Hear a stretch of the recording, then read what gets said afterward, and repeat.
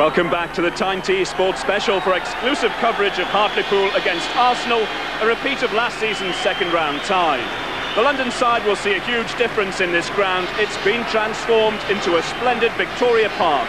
The Arsenal lineup's changed quite a bit as well, both on and off the pitch, but they'll be hoping to turn on the style again. Last season, George Graham was in the driving seat for the Gunners when they arrived to give Poole a lesson in the art of goal scoring.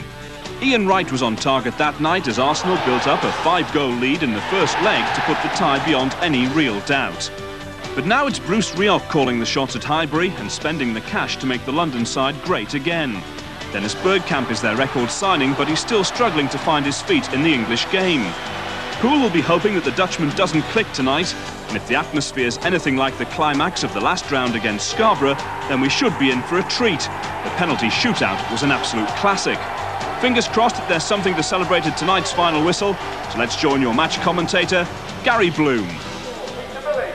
And this Victoria Park Stadium, one of the tidiest in the league now, following that building work in the past 14 months. But even the £1.4 million outlay pales into insignificance when you consider Arsenal's major summer purchase. Dennis Bergkamp cost £7.5 million.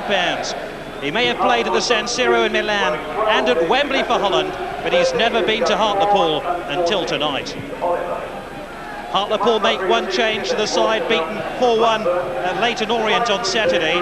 Chris Lynch comes into the side at left back in place of Gary Ford, who drops down to substitute. A spare of thought for central defender Ian McGuckin will have a busy night keeping an eye on Messrs Bergkamp and Wright. Arsenal, who only arrived at the ground an hour before kick-off, put out a full-strength side with the exception of long-term injury victim David Platt. In fact, this was a side which beat West Ham United 1-0 on Saturday. Ian Wright will lead the attack. He scored twice here last season in Arsenal's 5-0 win. And tonight's referee, Eddie Wostenholm from Blackburn. He had charge of Hartlepool's opening league fixture here against Exeter. It's Arsenal who get us underway. Arsenal 3 points behind Premiership leaders Newcastle United. Hartlepool are just a point off the bottom of the Football League. That underlines Hartlepool's task in this game. And here's player-manager Keith Houchin tussling for the ball with Lee Dixon. What a big night for him.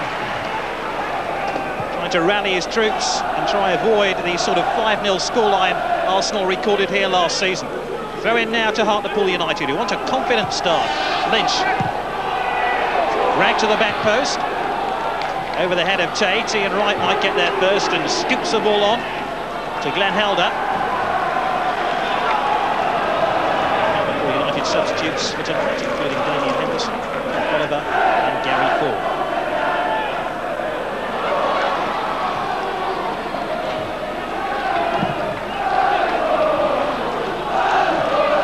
On by Halliday, but all the way through to England goalkeeper David Seaman. He won his 18th cap for England against Colombia in the recent international. Wright, Merson, back to Wright again, who has space on the edge of the box. Bergkamp, Jensen. Jensen doesn't score many goals for Arsenal. In fact, he's only scored once since joining the club. Ian Wright was the architect of the move, just helping the ball on towards Bergkamp, and Jensen with that low drive. Dixon, Houchin, looking for his left-sided midfield player then.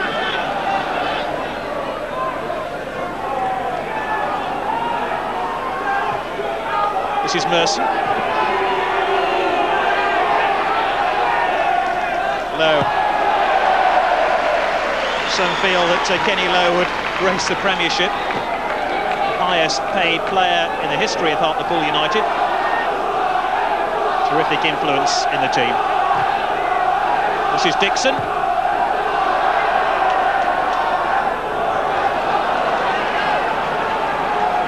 The ball was put behind for a corner kick. One or two Hartlepool United players thought the ball was going out on its own.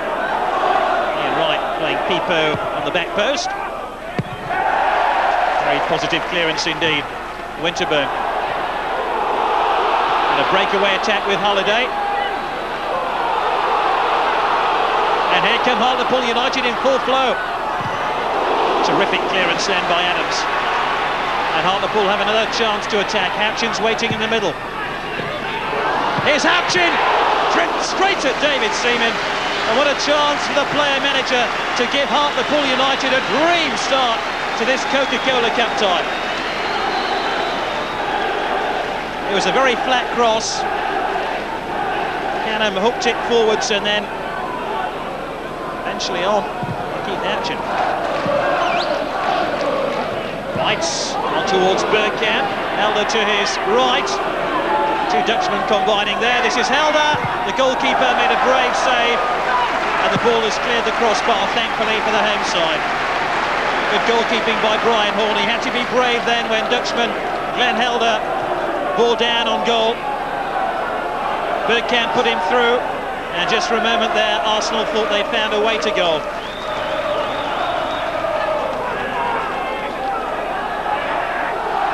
Corner kick then to the Premiership side. Paul Merson to take it. Confidently turned away, only as far as Merson once again. Bold. On towards Bergkamp, who hooks it across the face of goal, and Arsenal have the lead. And it's their captain, Tony Adams, who gave them the lead here last season in their 5-0 win, who scores after 10 minutes of the match. Hartlepool desperately unlucky, but they weren't really aware of the danger when Bergkamp, with his back to goal, hooked the ball over his head, and Adams hooked it in.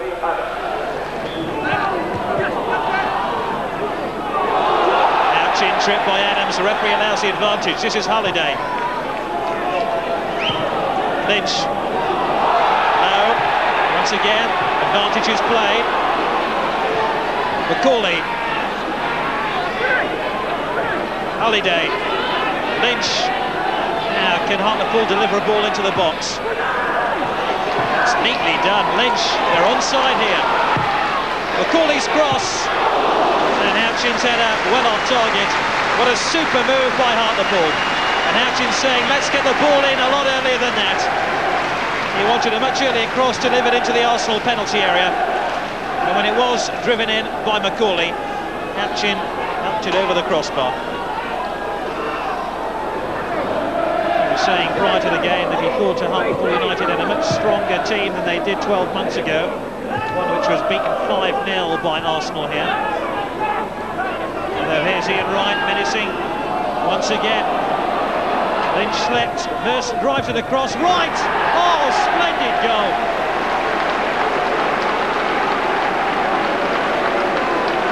Ian Wright makes it 2-0 with 5 minutes to go to half-time. And he keeps up this remarkable goal-scoring record this season. It's his 5th goal since the new campaign got underway. You wouldn't have thought he had much of a chance of getting on the end of this cross from Merson. He threw himself headlong at it and drives it wide at Brian Horn. Neat Arsenal move. Billing tumbled, right tumbled too, got his head to the ball. It'll be a throw into the home side, who are still trailing by 2-0. Billing. Bergkamp.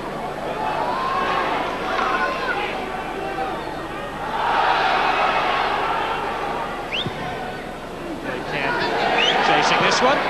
Oh dear! What on earth was Brian Horn thinking of then? He handled the ball a good 10 yards outside his penalty area, and he could well be sent off here.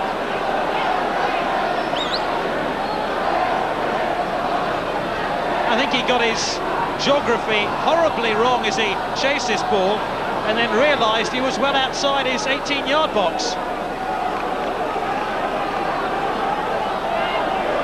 I don't think the referee has any choice here. Under the directives of the football authorities, I think Brian Horn has to go.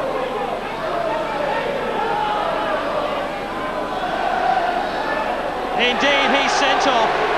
He is unable to plead his cause, and you have to feel some sympathy to Eddie Wolstenholme, the referee. He's not allowed to make any other decision than show a red card under those circumstances.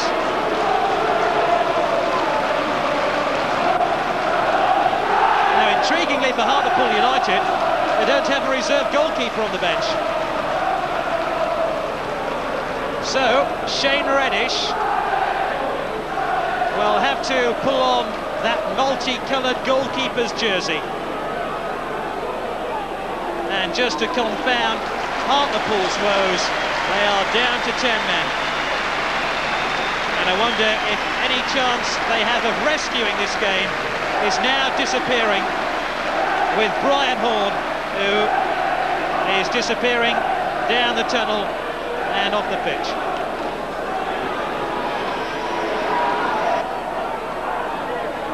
Hartlepool United can't afford to become dispirited now.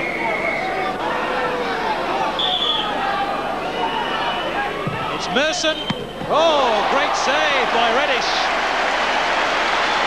And listen to the response of the Hartlepool United fans to that.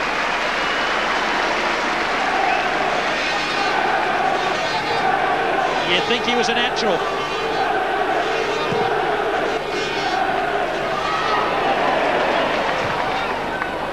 Ian Wright. Bergkamp is now waiting on the edge of the penalty area. McGuckin, all smiles. He can be very proud of his performance tonight. He's led the defence magnificently.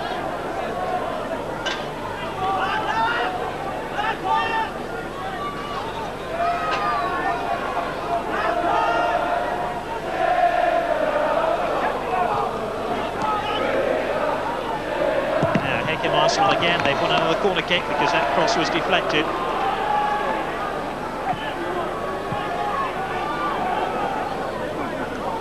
It would be a real achievement for Hartlepool if they could hang on for the next 6 minutes without conceding another goal to the Premiership side. This is Merson with a corner kick. Play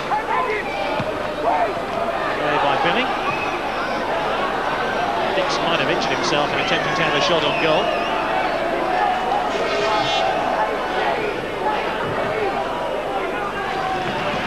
Adams.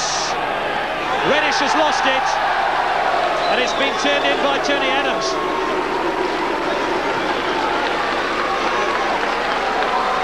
Adams scores his second goal of the game with 5 minutes left, and he made the most of that mix-up involving the stand-in Hartlepool goalkeeper. Helder crossed the ball.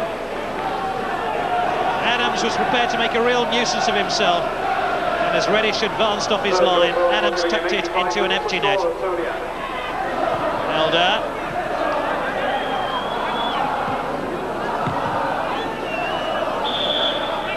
Well, a year ago, Arsenal beat Hartlepool 5-0 here. Tonight was a much more encouraging performance. Arsenal did score 3 times, 2 of those goals for England's Tony Adams, and sandwiched in between one for Ian Wright, and more controversially, a sending off for Hartlepool goalkeeper Brian Horn, which meant Shane Reddish had to go in goal. But Hartlepool really fought hard in the second half to try and pin Arsenal down, and they did just that, and are now being applauded off the field by their supporters. The final score in this Coca-Cola Cup second round first leg tie, Hartlepool United 0, Arsenal 3. Were you surprised by the way Hartlepool came at you in the start of the second half? I think they've done super. You know, really well, and they've moved the ball quite well to each other. And I hope they pick up some good results and, you know, try and get some league form going for themselves. They seem to have good spirit. Yeah, I thought it was very spirited. Yeah, I was quite pleased with the way we went, you know. I said I wanted us to go out and be positive and have a go at them, but at the same time stay solid, which we did, until our keeper went off, which made it very difficult. But even then, you know, we probably held our heads up and you know, gritted our teeth and did even better when we were down to 10 men. And it was unfortunate, really, that they scored another one towards the end there, because that might be the difference between us staying in this competition and going out, you know. There's a smile on your face, but there wasn't when Brian Horn went off. I can tell you that the same incident really happened at Bristol City tonight, when their keeper went down at Les Ferdinand's feet, outside the box, handled the ball, only got booked and stayed on the pitch. Yeah, you know, it's a difficult one, isn't it? I mean, From where I wasn't sure why he didn't head it, to be quite honest, but from where I was, it's one of them where it's down to referee's discretion, and the more sensible the referee you get, the more you get out of it as a team, and we don't get a lot of sensible referees at Hartlepool, unfortunately. The crowd gave Dennis Bergkamp a bit of stick tonight. Are we still to see, obviously, the best? Thanks a lot. Bye-bye. Well, we certainly seem to have hit a raw nerve with Mr. Rioch tonight. Tell you what, let's take a look at more of tonight's action.